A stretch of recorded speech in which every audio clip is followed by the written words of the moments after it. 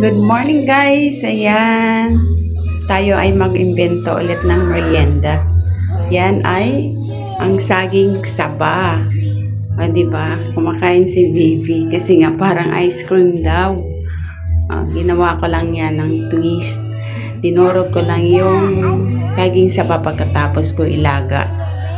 Yan, para hindi naman nakakasawa, diba, laging nilaga. So, dahil may tira naman akong ayan, ganache noong New Year, sayang naman, ginawa ko niyan. Diyan ko dinip yung aking ginawang cone na saging. Ayan dinuro ko lang yung saging. Tapos may tira kasi akong condense, para din di masayang, ilagay ko na lang din.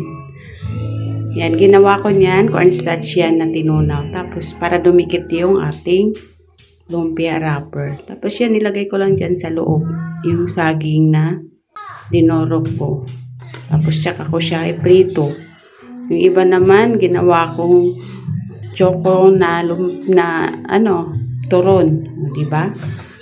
Nilagyan ko lang nung tira kong ganache din. Turon na choco na siya.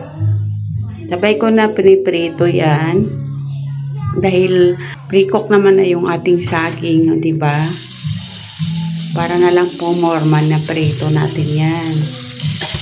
Kain na guys.